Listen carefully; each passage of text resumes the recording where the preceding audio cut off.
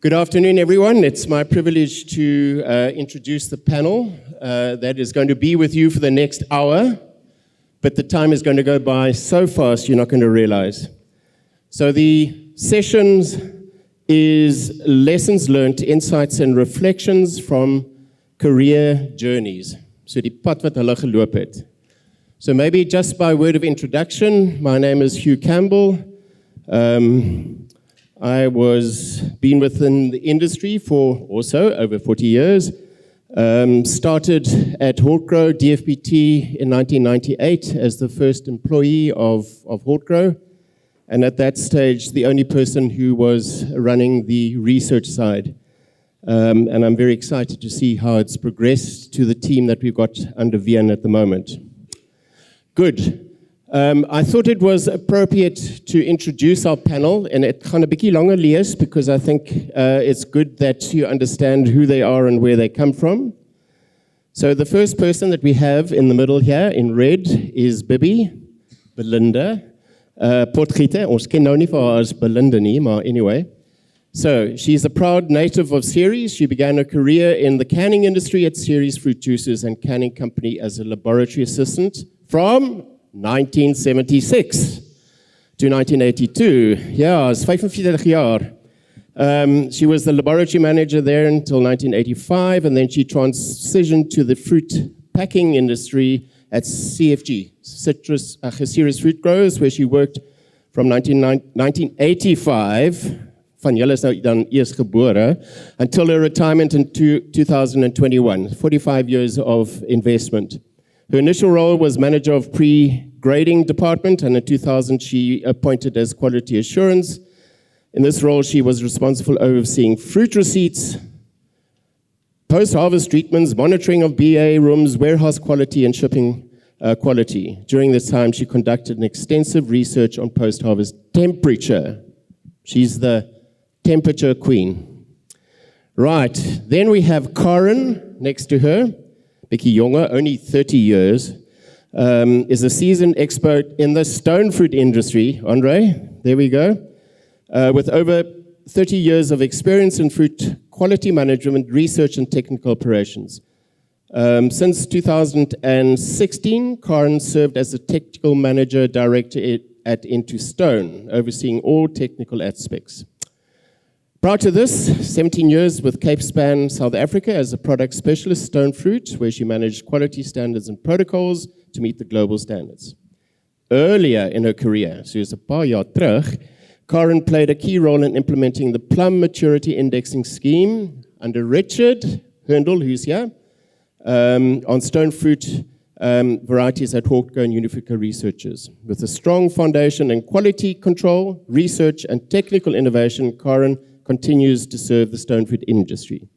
So, right, on my left, those of you who don't know Henk, this is Henk Grissel. He's a True Cape Quality Assurance Manager, has been an advisor to the Hortgrow Science post-harvest program since 2004. Major contributor there.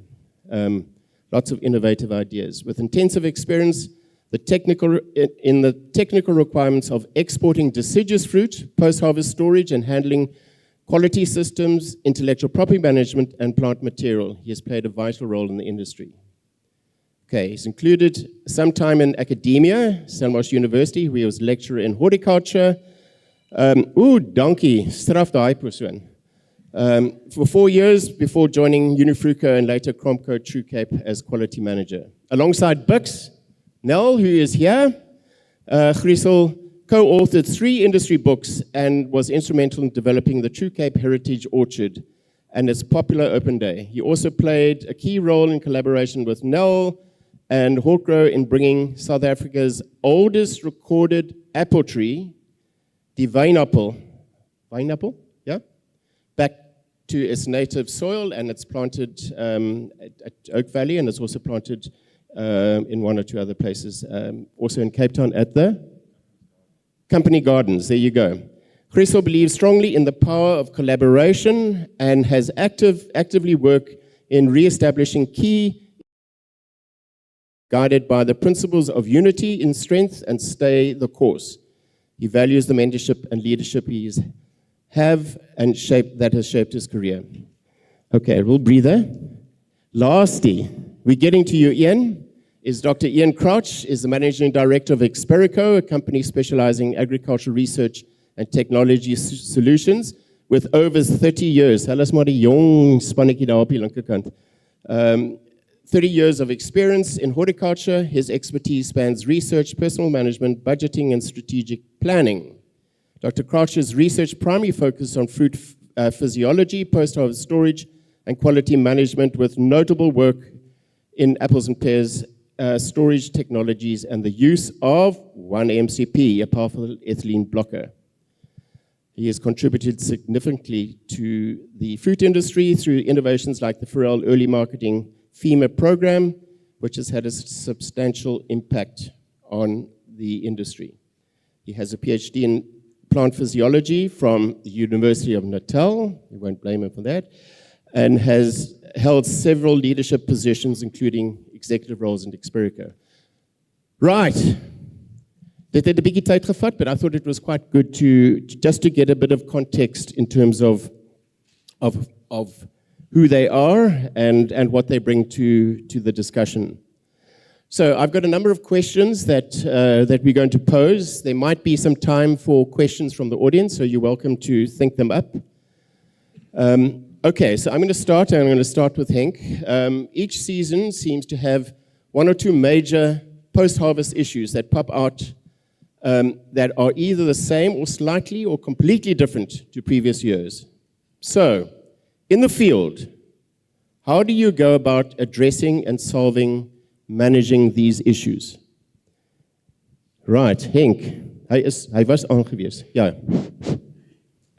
Thanks you, thanks Swordgrove for the opportunity to go through whatever we've done in the past.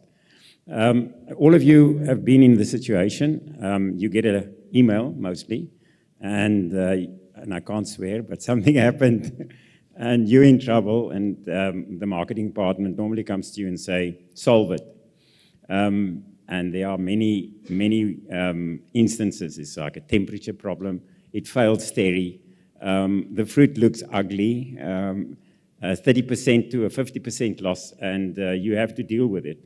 So normally, I can just tell you what I do. The first thing is I get on the phone and find out in which areas is it only me? Is it only me, or do I have other people in the same trouble as I am? So why I do that is to see if it's an industry-wide problem or is it a positional problem. So so I phoned Ceres and Langkloof mainly, and I asked them, do they see a similar problem, just to determine the extent of the problem. Sometimes Ceres might be later, so we might be experiencing the problem first, if I'm thinking about Grabo. And the Langkloof, so in a week or so time, you would have context. So first, if I have context, then I start to talk to my friends. Now, everyone around here is my friend, because you can give an opinion, and my opinion is not binding. Everybody's opinion is as good as mine. We should accept, I can't think that I'm right. The more opinions you have, the better. So the first thing I do after I gathered what's going on here is try and find out from the client, how big is the problem? Is it only in the top cartons? Is there some other way that one can segregate, I would say, chop and dice the problem so that we can make the problem smaller? Because normally a problem is just a problem. Is it a PUC? Is it an area? Is it a sub-area? Is it a pack house? Is it something that where I can just dice the problem to make it smaller? So that's the second thing, is trying to take this big problem and make it a smaller problem. Because otherwise it's just a load. You know, they normally receive a load, and a load is normally more than one picking date, more than one pack house, more than one grower. So whatever information I can get from that, I try and use. So after I have that and I see, is it a systemic problem? So is it a post-harvest problem, meaning there is no pattern, or there is a pattern if it's humanly caused through cooling or something? Is it the top layer? Is it close to the vent holes. If you look through a container, is there a pattern in a container closer to the cooling unit, on the sides, in the middle of the pallet? So you try and form some other pattern where this problem is. Just again to dice the problem. So to solve the problem, you must make the problem or define the problem as much as possible. Then after then I start talking to the client and ask them, is there someone without the problem? Now, this season, we've had some other watery tissue on the outside. Everybody has an opinion. The first thing that you think, it's some type of cold damage, freezing damage, whatever. And then talking to the client on that side, find out from him, is there anybody else that has the problem? Now, if you ship fast, you're normally the first one to hear, but in a week or so time, you hear other people also have it. But then there is someone that doesn't have it. So what makes them different? And that is important. So important is communication. Is try and speak to as many as possible people as you can to define the problem, to slice and dice it, to be as small as possible. Otherwise, it's just a problem. And from that point onward, you start going to the specialists like Elk here. And when the industry, a few years ago, when you were still there, we as the industry forward planned. We said we needed specialists in membranes and cell walls. And we created them through Mariana and Elke. So know where the specialists are and use them and ask them, okay, Elke, this is what it looks like. Get her opinion, as well as anybody else's that is a specialist in that position, because you can always think that you can be wrong. I've heard, me and Bibby have heard the term many times, it's CO2 damage. I mean, CO2 can't cause all the damage. There must be other reasons as well. CO2 and freezing damage are usually the main culprits if you ask someone.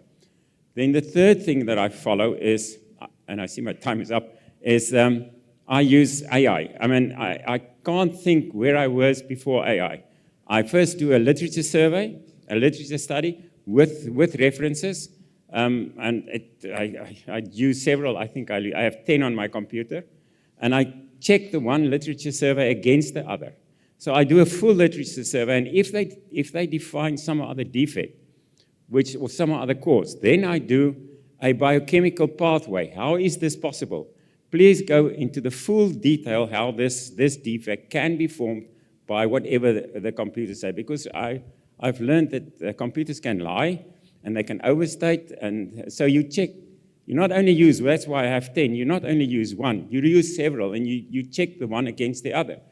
And I mean, if something appears here on the stage, I immediately go to my computer.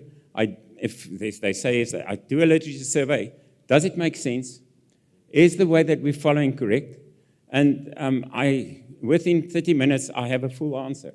Not that it's perfect, then I go back to the specialist and ask them, is this possible? What do they think? So, a very methodical thought process. It's not just jumping to a conclusion. Bibby, maybe if one takes, say, another example of early ripening of pears, or I'll get to the pears now. But the main thing that Henk has now been mentioning is that on a packer's a stage, you have to go and search as deep as possible as you can to find a pattern. If there is maybe fruit that was treated with a post-harvest product, is the post-harvest product working at the same standards that you should? Is the volume of fruit that you take through the batch of fluid, is that correct? Is the MRL that you find on the fruit the correct MRL? So it's not only that, it's temperatures that come in from the farm, cooling temperatures, because you get so many varied problems. You have to check everything. Where we normally slip up is there still that batch of fruit available in cold storage that you can go back and see, is that fruit the same as the photos that you get from the client? What does the shelf life identify once you have evaluated them? So it's just not a straightforward thing. And then, of course, which I liked very much, was trying to get that problem to develop locally. You don't always have the correct instruments and all that to do that, but if you can try and see if you can get that same kind of problem locally, maybe that helps. And of course, the clinics that we can take the fruit to and alkaline them, that can help with the kind of defect that it is, or the reason that it could have developed. Okay. Okay, well, we can come to the pear one just now. Let me ask Corin. So maybe, Corin, just in terms of the stone fruit industry, which is challenged very often by post-harvest problems, pre-harvest, post-harvest, maybe just in terms of your kind of methodology and what you think is important, and maybe just the important message that you would like to pass on. Well, with stone fruit, one luxury that you do not have is time. So I try not to get into a situation where I get that little email and then I have to look back and try and figure out why it happened. I prefer to try and see ahead what could possibly happen and what can I do to lower those risks. Many years ago when I started at Capespan, I had a colleague, Piet Geldenhuys, and the first day I walked in, he said to me, "Remember, Corin, look, listen and learn." And I have never forgotten those words, that look, listen and learn. So in stone fruit, you basically, during the season, or for that matter, the whole year, you are actually living in 3 time zones. The present, the past, and the future, because that what you're seeing now has been influenced by from the time of flowering right through the growing period, the climate, all the orchard practices. You're trying to tweak it at the time here, looking at your harvest maturity, the cooling, how quickly you pack it, and then you at the same time trying to look ahead.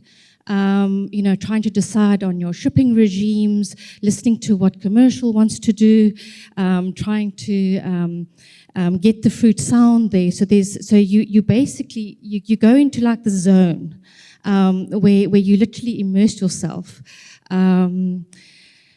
So yeah, it basically it's difficult to explain. As I said now, just before I walked in, it's almost like you surf. You've got to take the wave for the season, and you've got to kind of immerse yourself in your product, get to learn to know everything about the product, get out of your office and get into the field, touch, taste, feel, cut the fruit, talk to technical people, talk to growers. There's so many eyes out there, and you kind of store this information. Where they say, for example, I noticed that, we had you can even see at the beginning of the season, sometimes the early nectarines ripen very fast, and it can become a pattern for the rest of the season.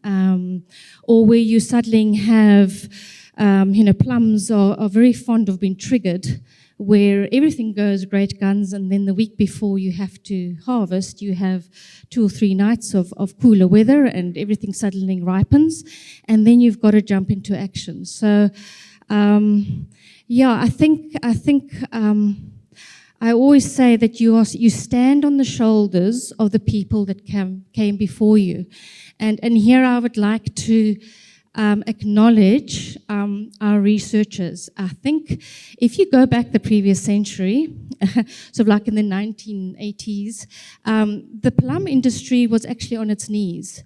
In that we had a lot of internal problems, and there wasn't much plantings going on, and due to the research work that was done on the dual temperature regime, it actually saved our plum industry. And I still remember going to all these workshops of, what happens if the plums hit 10 million? What are we going to do?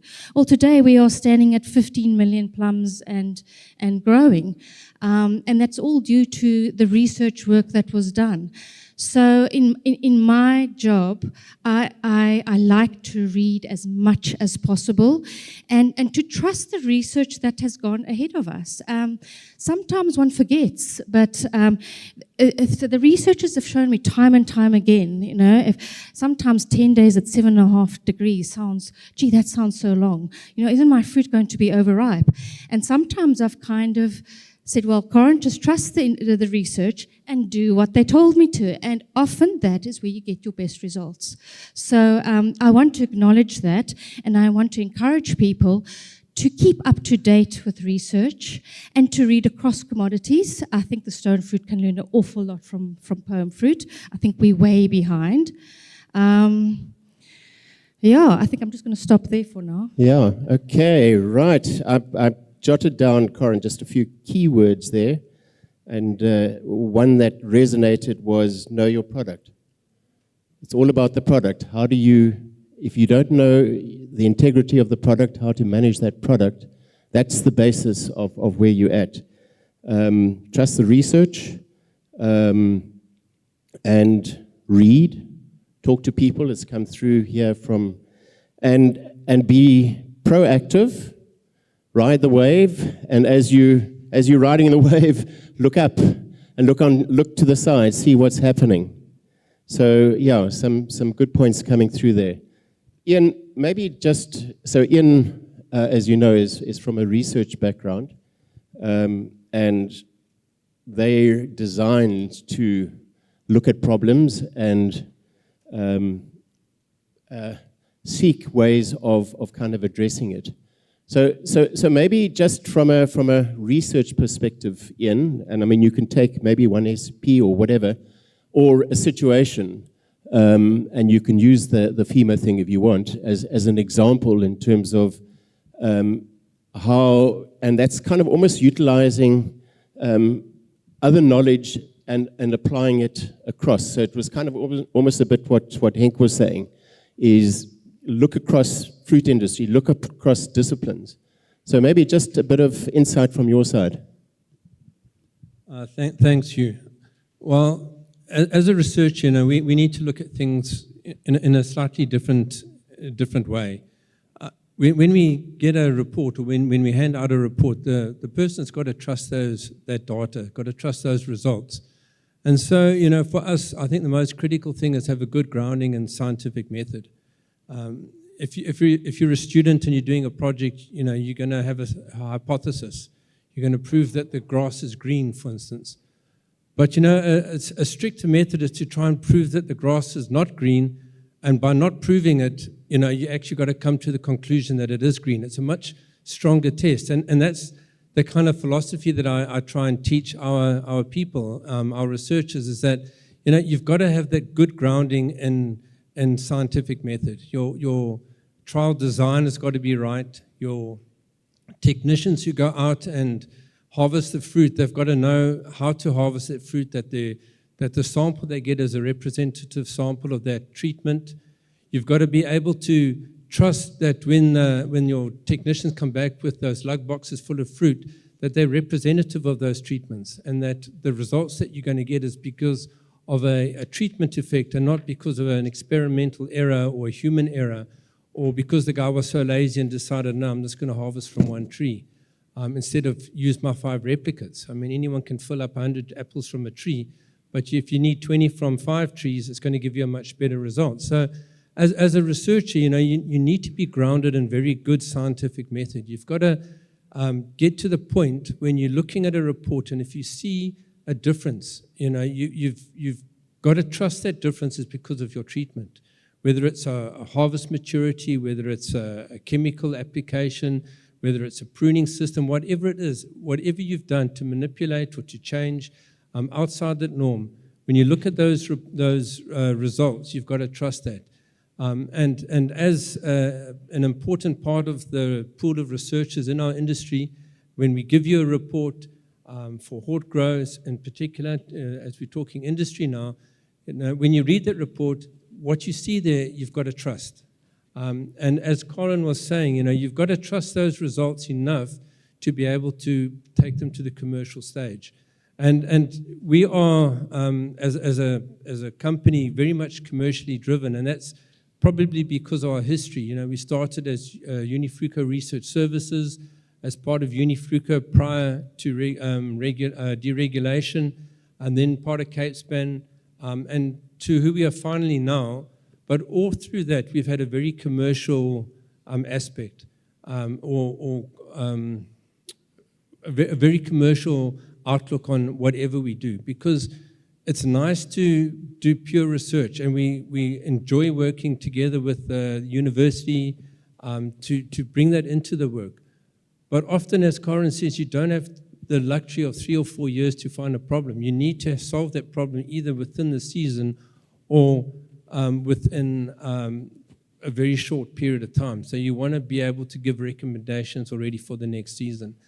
So, you know, when you ask me about my feelings on as a researcher, you know, I think what I just want to say is from our perspective, you know, we try and do it from a very scientific method that we can trust our results, and that the information we give you is going to stand those commercial tests. And that's why, you know, often we would start with a lab trial, and we would then go on to a semi-commercial trial, and then we would go on to a commercial trial. Because, you know, you can't play with millions of rands worth of fruit on a whim. You know, you've got to have the science behind it. And it's not just our company, but all those researchers out there, they follow that same principle, that they are trying to talk to their hypothesis and try and make sure that the objectives that they set are actually spoken to in that report. Good. Okay. Sound scientific principles that can be challenged. So the methodology is such that it allows that to happen. And of course, all those projects are peer-reviewed and challenged by not only scientists, but also by people in the industry in terms of relevance. Henk, just getting back to, if one reflects on the previous discussion, and, you know, so what do you see as the sort of the building blocks of industry in terms of, maybe just your perspective on that, and we can elaborate on that maybe a bit. Thanks, Hugh. I think the first one is history. We've been in here for over 350 years, I think 362 years since the first apple bore fruit, and that is important. That means people were before you. You can learn from them. They were great people before you, and the industry were built as big as it is because of other people. We just passes through. That's the first thing, is history. The second one is what both Bobby and Karen said, is know your product. That means product. Product, the more time you spend with the product, and the less time in meetings and offices, the better you are. So the first is history, the second is product, the third is institutions.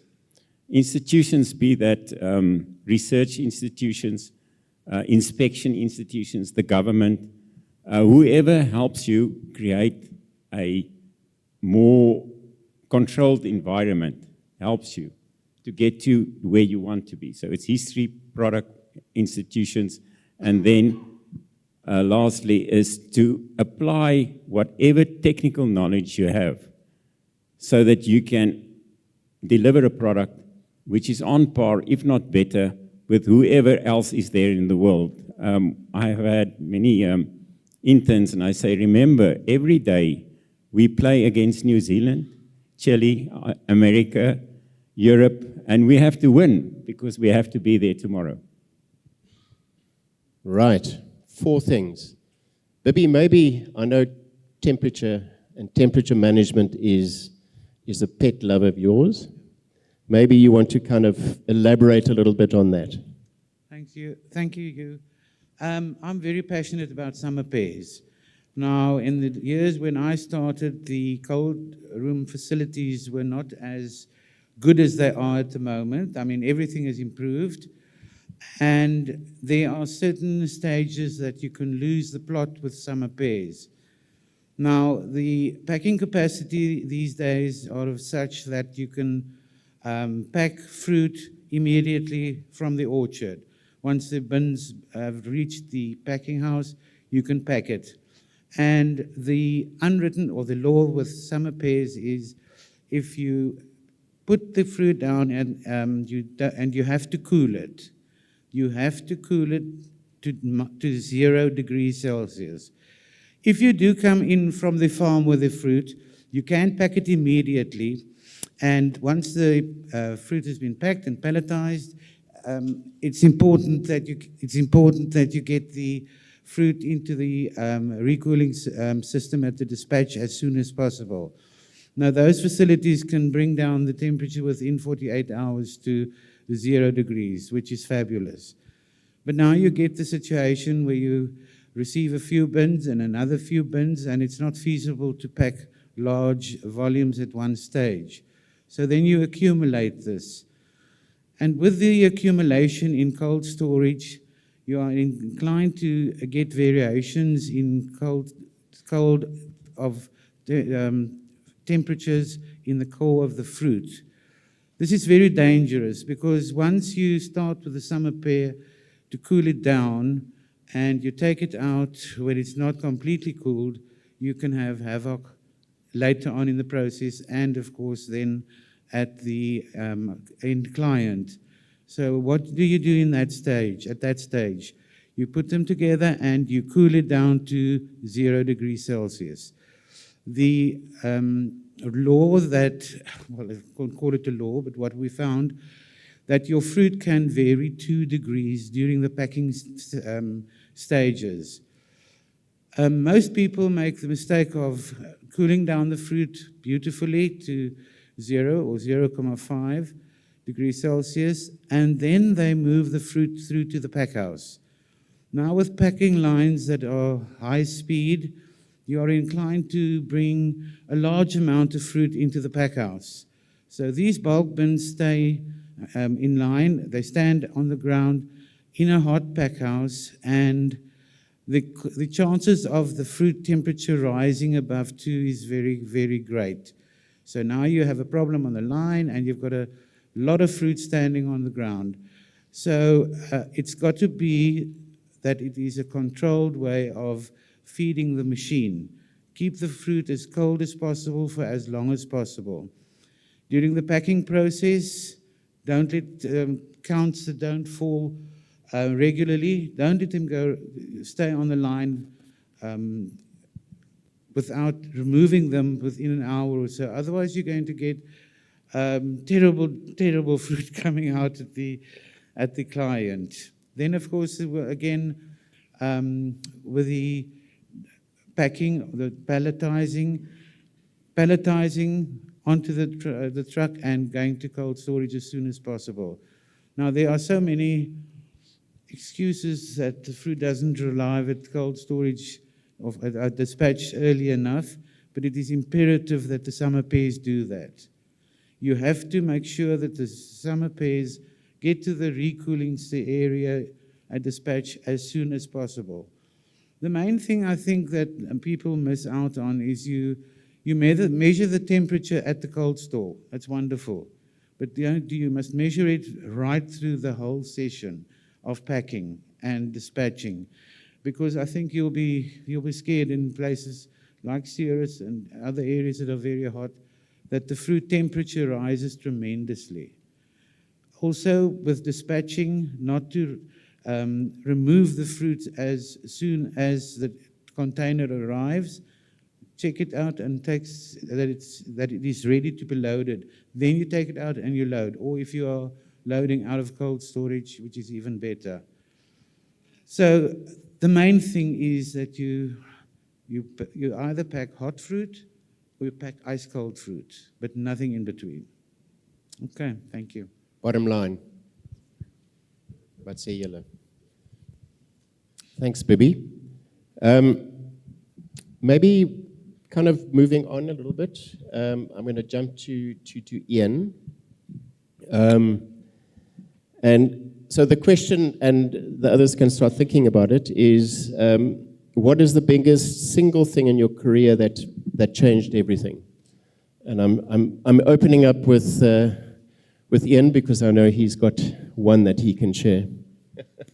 Okay, I think this is why I was brought here, is the story of 1MCP. And we were discussing it now, that anyone younger than 23 was born after we had registration, and that's quite a scary feeling, because for me it seemed like yesterday that we were walking around the cold stores with this white powder and trying to convince the pack houses that this handful of powder is going to have a profound effect on their fruit. Now, everyone knows 1MCP now. Not all of you knew Giovanni Reggiaroli, but he was one of the most honest men I knew.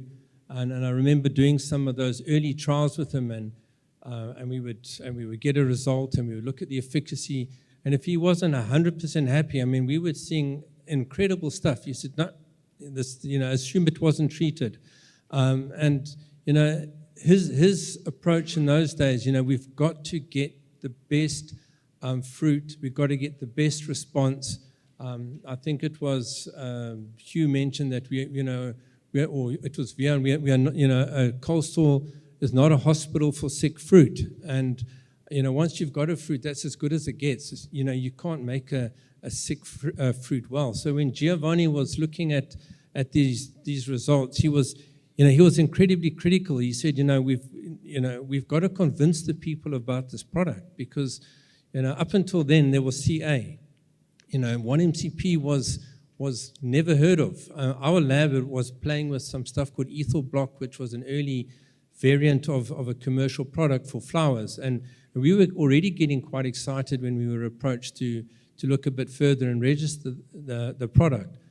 But at the beginning it was, let's get the best quality fruit. Let's get those protocols to get the absolute best effect. But the pack houses knew better. They realized very quickly that those sick fruit, those second-grade fruit, that before you wouldn't take a chance to send them overseas because they're going to fall below 5.9 kilograms or whatever the cutoff was. They realized that now with this product you could open up a whole new window of fruit that may not arrive there with 2 or 3 kilogram improvement, but will still be within the export specs. And that is, I think, was the main game changer for a lot of people, where they realized that the potential of this product was to open up the export volumes. And not only that, it would allow them to find new markets. It totally opened up the African market. Before 1MCP, we didn't really have an African market because the fruit just couldn't handle the stoppages going through the border posts and the trucks with the mixed loads, etc. And it opened up the Middle East and the Far East, because there, especially the pears, the Packhams, we won't mention them, but it had a profound effect on areas where there were ripening issues because of the hot climate that the fruit were going to. So it was an exciting story. We were privileged enough to do the registration trials on the apples, pears, I think persimmons, and kiwi fruit. But it was the most incredible breakthrough since CA. But for me, the amazing or the exciting part was to try and be part of that early marketing, trying to convince a pack house that you're going to pay 100,000 Rand or 50,000 Rand or whatever your packer for this handful of powder and make that, and the effect it had.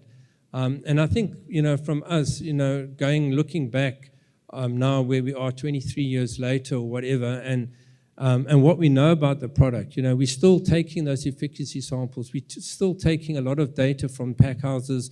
We look at about 15 over 15 different parameters. And now if we found a pack house that has got a problem, we can go back through that data set and we say, oh, here's your problem. You had too much ethylene in the room, or your room was outside of the recommended protocol. So it's a phenomenal product, and I was very privileged to be able to work with it. But again, you know, to get the best results, you've got to stick to those guidelines and those protocols. Thanks, Ian. Maybe just from an application point of view, I think just out of the blue, the impact that one MCP has made from your perspective, just from a commercial perspective? Sure. I mean, it's large. I can't see life without one MCP anymore, which is scary. I mean, we started only with Goldens, and now with the infrastructure, the way it's going, and ports going slow, a lot of pairs are now being treated as well, because it's not, we're competing against on a global scale. So if we don't do it, if somebody else does it, and they outcompete us, they force us into a situation. So it's certainly not the best for, you know, summer pairs and things like that. But if you have an option of fruit arriving black, Bobby would know what I'm talking about, or fruit arriving green with a shelf life.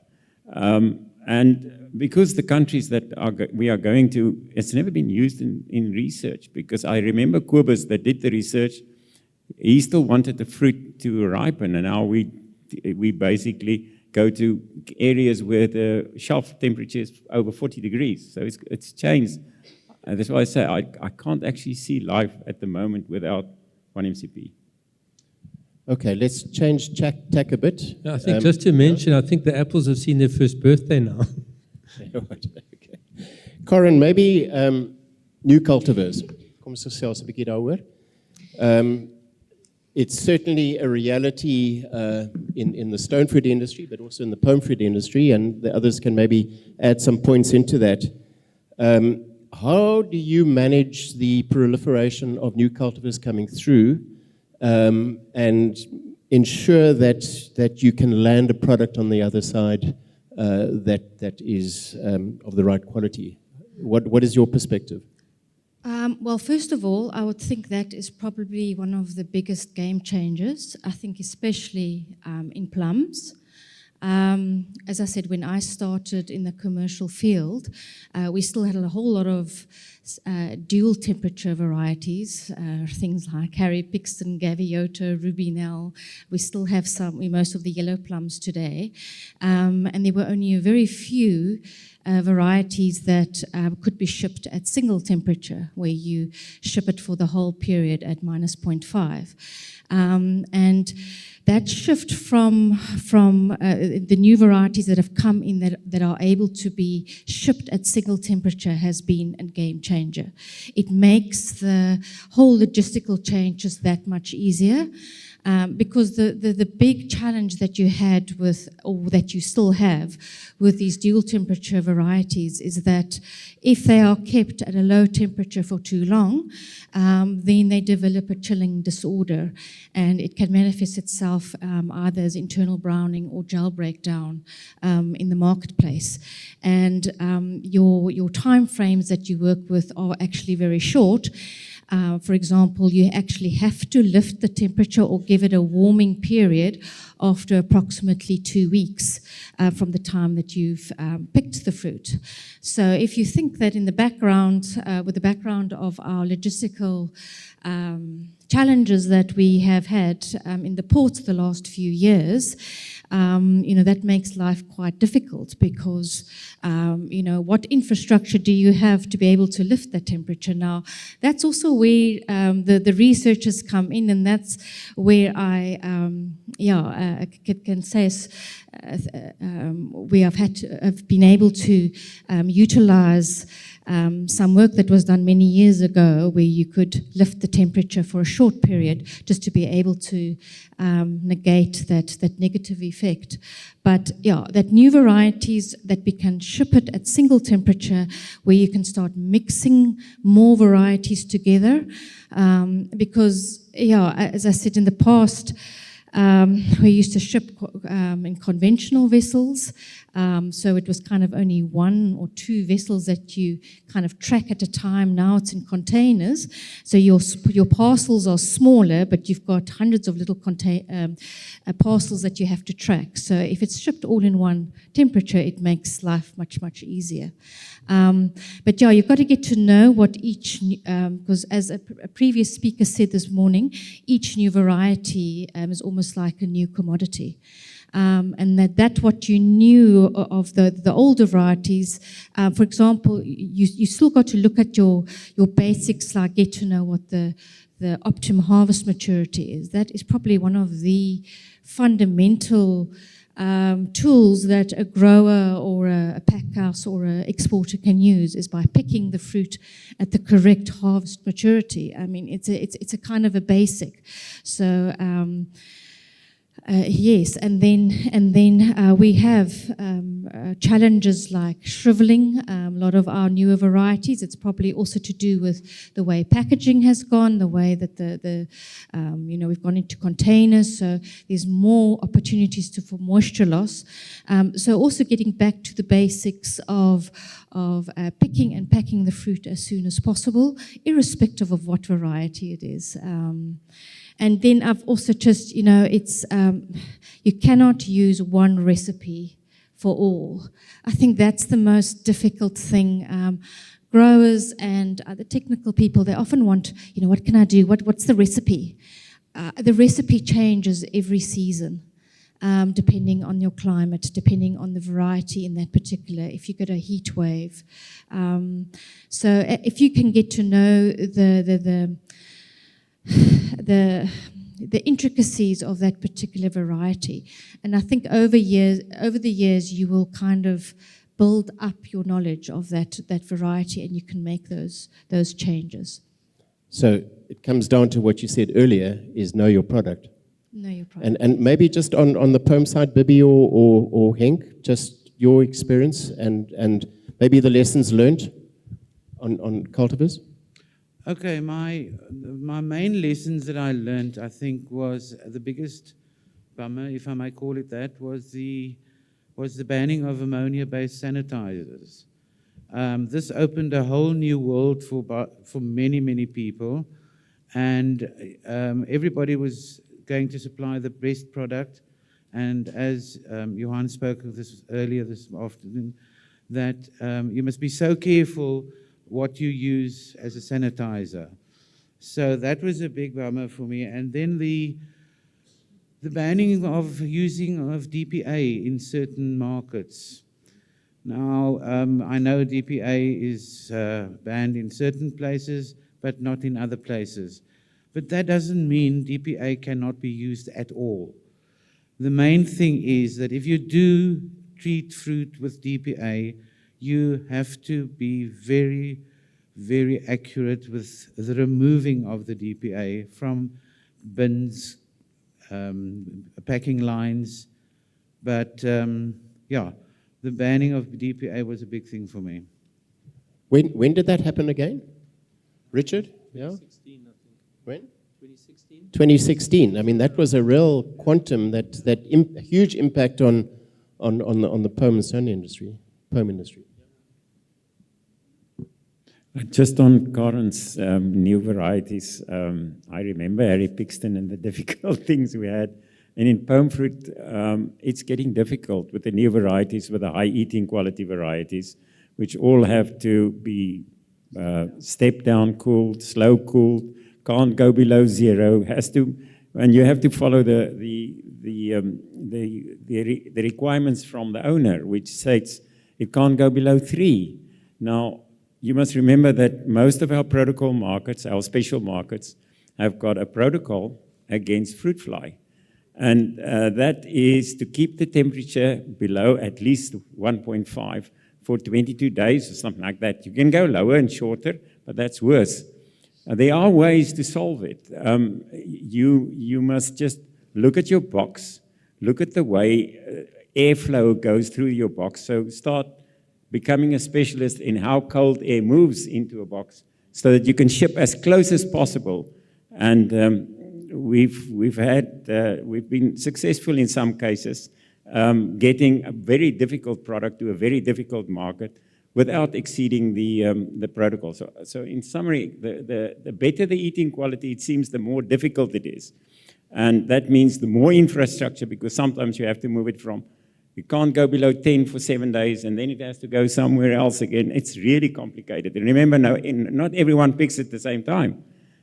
So it is a complicated thing. I come from an era where it was the traffic light apples, red, green, and yellow. And they're all, like someone said this morning, they were all just chucked in the cold store and brought down as quick as possible. Horses for courses. Okay, I'm just watching the time. Okay, just to spice it up a little bit, a question, and most probably know what the answer is what did you hate most about your job? And you're currently in your job, so you've got to be careful what you say, Henk. Jy kan sommer begin. I think everybody is the same. I hate audits. Can we have a hands up on that? Bobby, miskien, vinnig? Okay, my unique one is that I'm not doing it anymore. Yeah. Karen? December, Christmas, trying to do your work when everybody else is on holiday. That's tough. The joys of a stone fruit, Yes, that's stone tough fruit going. grower. Yeah. Ian? No, there's nothing. You love your job. No, I think as an independent research company, it's looking for money, to find projects to keep your amazing staff busy and doing relevant work. So it's always a pressure, but yeah, we've got good people. Vian's not here, but the head of Mariana, did you hear? Mariana, did you hear that? Okay, let's just. So maybe, what did you like the most about your job? Kom ons begin van daai kant af. Short and sweet. Yeah, I think when your research is relevant, when you actually see it implemented in the commercial sector, like the FEMA or the 1MCP or the stone fruit handling protocols, when you see what research you've done is actually having an impact and saving people money, that makes it worthwhile. Great. It's good to hear from a researcher. Corin? When your fruit arrives sound in the market and your client is happy and your grower is happy. That happens every year. Yes, of course. No, I think that is there's just no kick as great as that, especially if it's a complicated yellow plum and the wind is blowing in the port and you're starting to stress because you're not able to lift the temperatures and you start doing all these funny little tweaks and it arrives in a good condition and everybody's happy and get good returns. There is nothing quite like it. Okay, what I liked most was to try and solve a difficult problem. Yeah, I agree with Karen and Bibi. I must be a masochist. I like a difficult problem where you have to really struggle to solve it and then solving it. That's really nice. Solving the problem. There you go. Okay, if we were to kind of project into the future and based on your current experience or your cumulative experience, what are your biggest concerns? And I'm going to start with Henk and move the other way. What are your biggest concerns looking into the future? They spoke about it this morning, losing fungicides. For me, fungus is the biggest enemy and it can make the most damage. And it seems that if fludioxonil disappears, pyrimethanol, we have resistance. We have nothing else, and to rely on sanitations, that's going to be really, really tough. Bobby? Okay, I'm worried about what climate change is doing to the old varieties, the Goldens, the Royal Buttes, what the implication of climate change is on that fruit. I'd like to just add on to Henk. I'm also very concerned about the loss of the fungicides. I think we're seeing an uptick in the amount of, or the incidence of post-harvest decay on stone fruit, especially Monnilia. I didn't see many chemicals that one can use for Monnilia, so I'm very concerned about that. Yeah. And then the loss of the fluodoxanil is of great concern. Okay, so tools in the toolbox. Yeah? Yeah, Jan? so for us, all of these concerns give us work. So from our perspective, yeah, we pray on your misfortune. But if one MCP were to go, it would be, it would change. How would we get you some of those markets, some of those cultivars? Could we still export them? It would all go back to temperature and Bibi will be happy again. But yeah, so it depends how far in the future you go. I'd like to... but from our perspective, it gives us work. So we'll find you as fungicide and organic. There you go. It's always a solution. And sort of moving on, and this is more on a kind of personal side. Henk, if you look at your history, your career, who was your mentor that had most probably the biggest impact? And I'm going to ask everyone that question, so prepare yourself. Who was your mentor when you started, and who's had the biggest impact on you within the industry? It can be more than one. Okay, Books, don't worry, he'll say you. It's a difficult one. I remember I come from Cape Town. I grew up in the city itself. Went to Jan Verriebeek High School, so didn't really have a fruit background. So I think all the lecturers I was involved studying horticulture, that's from Prof. Daintjie to Gerard Jacobs to Koos, which did a lot. And I think the biggest mentor was the guy that I was the most afraid of my first job was Stan Smith. I don't know who remembers him, but if he said laddie, I was in trouble. Okay, so it's a different sort of mentor. Bibi? Yeah, well, in many years I've had so many wonderful people that I've been mentored by, but I think the most important one, or globally seen, is I think Richard Herndl. Was who, sorry? Richard Herndl. Richard Herndl. Where's Richard? I saw him right at the back there. Where's he? There we go. Richard, stand up. Let me see you. There you go. Let's give Richard a round of applause. Woo! Thanks, Bibi. Right, Karen? I have a few. I would say pre-harvest, my previous colleagues, Gilly Bester and Charles Stander, they taught me how to read the trees in the orchard. And I would be forever in debt to them, and that they were very patient with me. And then on a post-harvest side, I'd like to acknowledge the researchers Martin Taylor and Ari de Kock. I spent many hours in discussions with them, and they, and even Mariana, they have taught me just how the inner workings of stone fruit, and a lot of those principles I was able to put into practice in the commercial environment. Yeah, from me, it's definitely Martin. He being my previous boss, and I started working at the same, with Martin in the horticulture department. We had a dungeon there.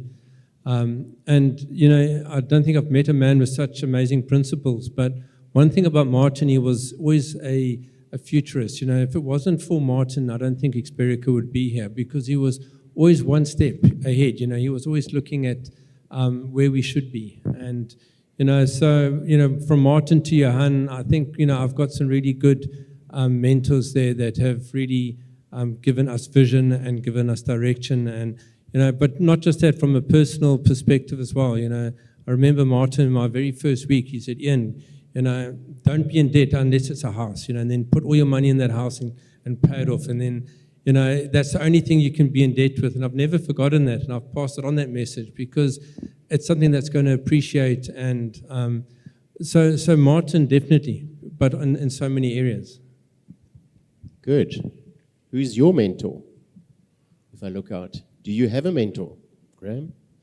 So I think that's an important thing, because one of the lessons here has been really learning from other people.